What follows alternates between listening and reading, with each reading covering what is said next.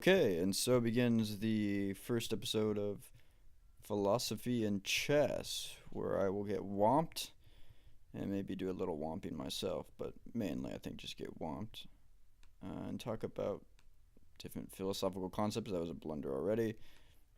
And I think the first episode would start with utilitarianism. So as you can see here, we have a center pawn challenge. So those of you who don't know, utilitarianism, yikes, sack this already. Utilitarianism was originally talked about by Jeremy Bentham, but made popular or made famous by, we're going to resign this game, made popular by, he did a Queen's opening, and I'm just not prepared for that. I'm going to talk about utilitarianism. Was made popular, made famous by John Stuart Mill, of course, which I think many of you probably know if you've done any Western Civ courses. Most famously in Mill's book on liberty. And the basic premise of utilitarianism is to maximize happiness for the greatest amount of people. So the greatest good for the greatest amount of people.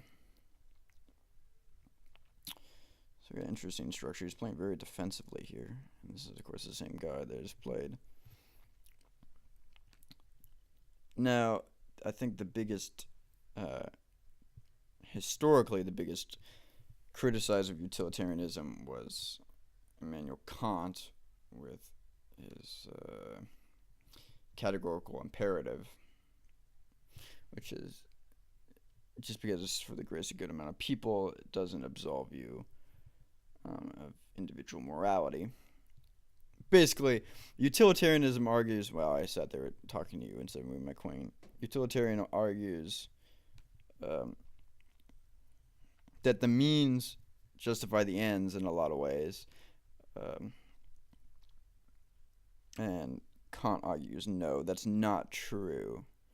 You still have an individual moral accountability to other individuals.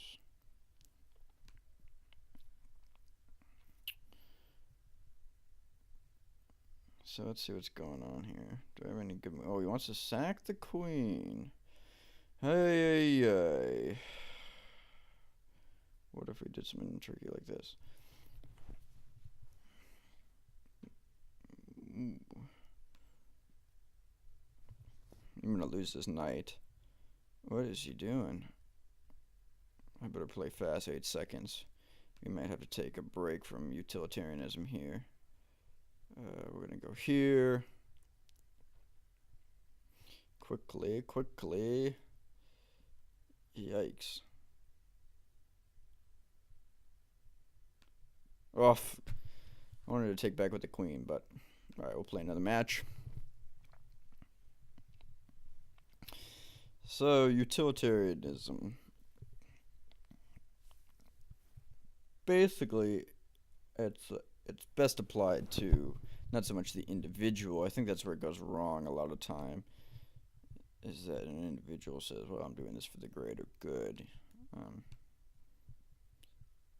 I think its practical application is for societies or cultures or governments. But of course, this famously went wrong with Nazi Germany. They were probably the largest proponents for eugenics, which I don't know if you guys are familiar with eugenics, but it's the concept of like actively, man,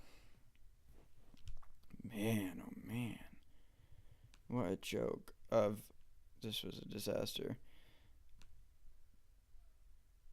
is a way of actively managing social Darwinism, is in the concept of like killing those who are socially and mentally disabled, in the sense that they're creating a weak species.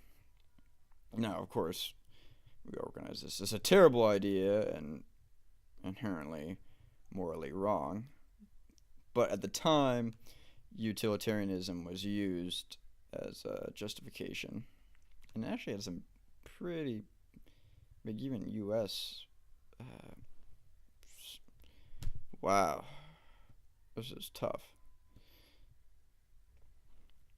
I just got checkmated there. Yikes. Anyway, I think a big turning point for utilitarianism was its its uses trying to justify eugenics in the early 20th century. Man, why this is the only guy on there? He's just slurring me. We gotta play better here.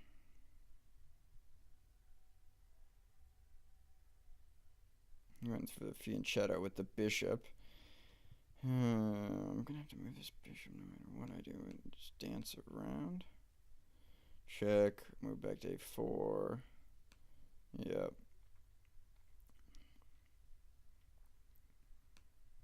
I'm gonna move over here. We need to get this bishop out. Yeah, sure. Go for it.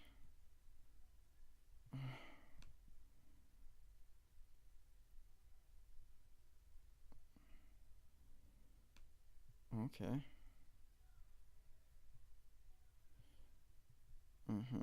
Fine. I'll take that trade. If that's what you want to do. That's fine with me. We'll just keep going. We'll just sack pieces here.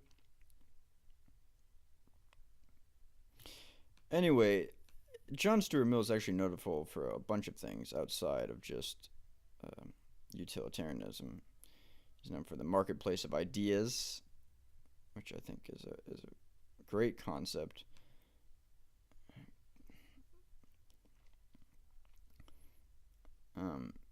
And the marketplace of ideas is an argument for not censoring, saying that we should actively allow all opinions and voices to be heard in a public forum, to allow the best to rise to the top, and that even if you disagree with someone or have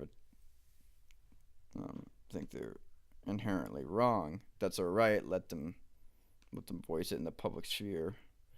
Oh, give me something. I'm way down on pawns, but we're just gonna take that and run. I'm gonna move here. He's just gonna push. I'm down on time anyway. This is a joke.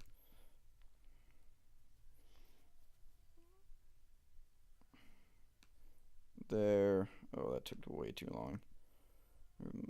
Pre-move. Oh, yikes. Yeah. Yikes. Alright, last game. Marketplace of ideas, utilitarianism. What else should we cover? I really need to mix it up here. What is this formation?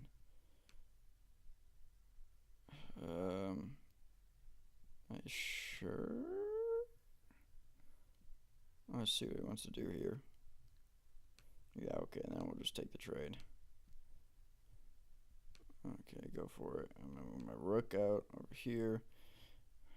It's equally defended, but that's annoying me. I'd love to just get this nonsense.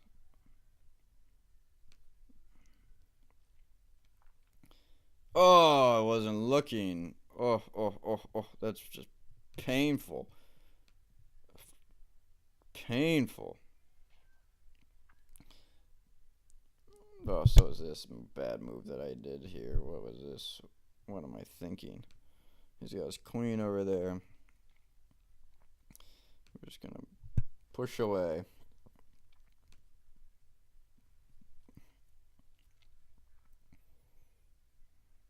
Push away. I gotta guard stuff here. I don't know what I'm doing.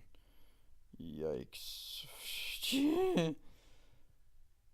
Oh, and of course he's way up on time. Man, I just can't deal with this dude. Man, I'm in trouble. Yeah, there we go.